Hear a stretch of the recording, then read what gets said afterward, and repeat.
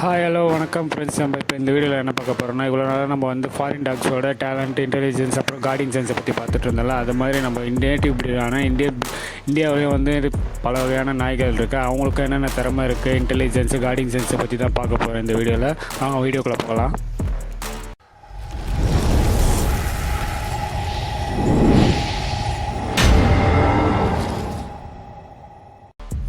முதல்ல இந்த டாக் ப்ரீடை பற்றி சொல்லணும்னா, முதல்ல இந்த டாக் கர்நாடகாவிலேருந்து தான் உருவாச்சு. இந்த டாக் ப்ரீடு வந்து ஃபஸ்ட் இந்தியன் மிலிட்ரி டாக்னு சொல்லுவாங்க. ஏன்னா வந்து இந்த டாக் வந்து முதல்ல இந்தியாவில் மிலிட்ரியில் சர்வீஸ் பண்ண முதல் டாக் இந்த டாக் தான். இந்த டாகோட திறமை, மோப்ப சக்தி, இதனால தான் இந்த டாக் வந்து மிலிட்ரியில் அதிகமாக சர்வீஸ் பண்ணிச்சு. அது மட்டும் இல்லாமல் இந்த டாகை வந்து பல வெளிநாட்டு மக்கள் வந்து இதோட இனத்தை வந்து இம்ப்ரூவ்மெண்ட் பண்ணி இதை வந்து டாக் ரேஸுக்கும் யூஸ் பண்ணாங்க. டாக் ரேஸ்க்கு யூஸ் பண்ணது மட்டும் இல்லாமல் வந்து அவங்க ஊரில் வந்து ஒரு சாம்பியன் ப்ரீடாகவும் இதை வச்சுருந்தாங்க. இந்த நாய் நம்ம வந்து 30 to 34 இன்ச் ஹைட் வரைக்கும் வளரும்.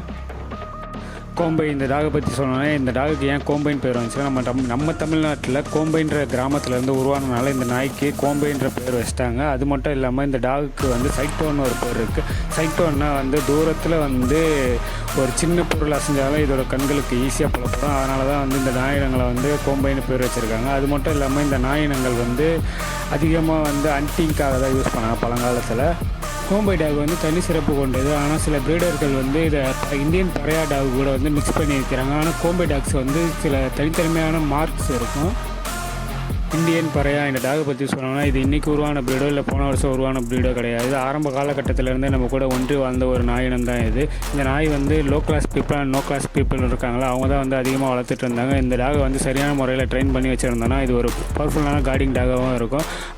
கல் டெரியர் பிரிட்டிஷ் ஆட்சி காலத்தில் இங்கிலீஷ் டாகோடு மிக்ஸ் பண்ணி நம்ம இந்தியர்கள் உருவாக்குனது தான் இந்த கல் டெரியர். இந்த வகையான நாய்களை பழங்காலத்தில் ஹண்டிங்காகவும் வேட்டைக்காகவும் யூஸ் பண்ணிகிட்டு இருந்தாங்க. சிங்கத்துக்கிட்ட இருந்து தங்களை பாதுகாக்கிறதுக்காக தங்களோட கால்நடைகளை பாதுகாக்கிறதுக்கு தான் யூஸ் பண்ணியிருக்காங்க.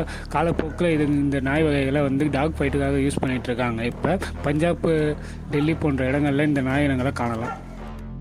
பண்டிகோனா, இந்த வகையான நாயினங்களை இந்தியாவில் உள்ள கர்நாடகா மாநிலத்தில் அதிகம் காணலாம். இந்த வகையான நாயினங்களுக்கு வேட்டையாடும் திறன் அதிகமாக இருப்பதால் இந்த வகையான நாய்களை கர்நாடகாவில் உள்ள மக்கள் வந்து அதிகம் வேட்டைக்கு பயன்படுத்தினார். அது மட்டும் இல்லாமல் இந்த நாய்கள் வந்து 2 அடி நீளமும் 3 அடி வரைக்கும் வளரக்கூடியது.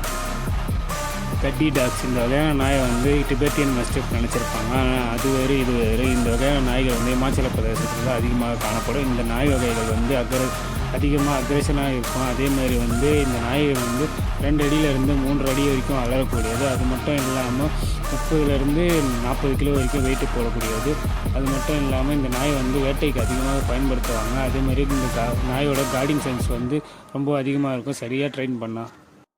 சிப்பிப்பாறை, இதை வந்து நிறைய மக்கள் வந்து கன்னின்னு சொல்லுவாங்க. கன்னி சிப்பிப்பாறை ரெண்டும் வேறு கிடையாது, ரெண்டும் ஒன்று தான். ஆனால் வந்து இது நம்ம தமிழ்நாட்டிலேருந்து உருவான ஓன் ப்ரீடு. இதை வந்து பழங்காலத்தில் மக்கள் வந்து முயல் மற்றும் மான் வேட்டைக்காக யூஸ் பண்ணிகிட்டு இருந்தாங்க. வந்து சிறு சிறு விலங்குகளை வேட்டையாடுறதுக்கு இது வந்து நல்லா பயன்படும். அது மட்டும் இல்லாமல் இந்த நாய் வந்து சரியாக ட்ரெயின் பண்ண ஒரு பவர்ஃபுல்லான கார்டிங் டாகவும் இருக்கும். இதனால் வந்து ஒரு 7 அடி சுவற்றையும் ஈஸியாக நின்ன இடத்துலேருந்து தாண்ட முடியும். அது மட்டும் இல்லாமல் இந்த கன்னி சிப்பிப்பாறை நாய்கள் வந்து 24 to 30 இன்ச் ஹைட் வரைக்கும் வளரக்கூடியது.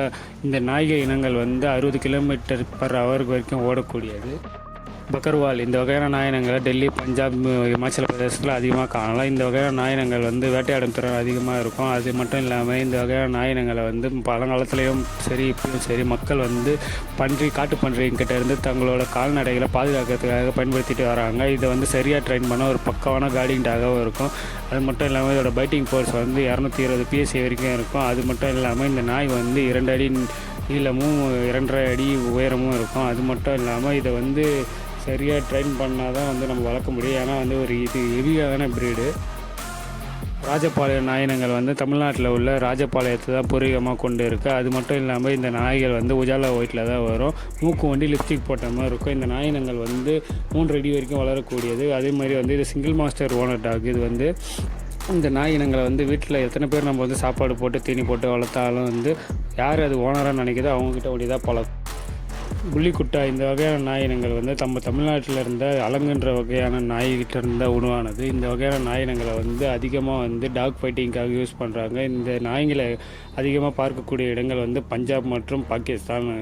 இந்த வகையான நாய் வந்து பார்க்குறதுக்கு தான் மேஸ்டிஃபாக இருக்கும். ஆனால் வந்து குழந்தை மாதிரி நம்மக்கிட்ட விளையாடும். ஆனால் வந்து இதுவும் சிங்கிள் மாஸ்டர் ஓனர் டாக் தான். மண்டை நாய். இந்த நாய் இனங்கள் வந்து தமிழ்நாட்டில் இருக்க ராமநாதபுரத்துலேருந்து தான் உருவாச்சு. அதனால தான் இந்த நாய்களுக்கு வந்து ராமநாதபுரம் மண்டை நாயின் பேர். இந்த நாய்க்கு வந்து கோபமும் அக்ரெஷனும் அதிகமாக இருக்கும். அது மட்டும் இல்லாமல் இந்த நாய்க்கு ஏன் மண்டைன்னு பேர் வந்துச்சுன்னா, இந்த நாயோட ஹெட் சைஸ் வந்து நம்ம ராட்டிகுலர் மாதிரி பெருசாக இருக்கும். அதனால தான்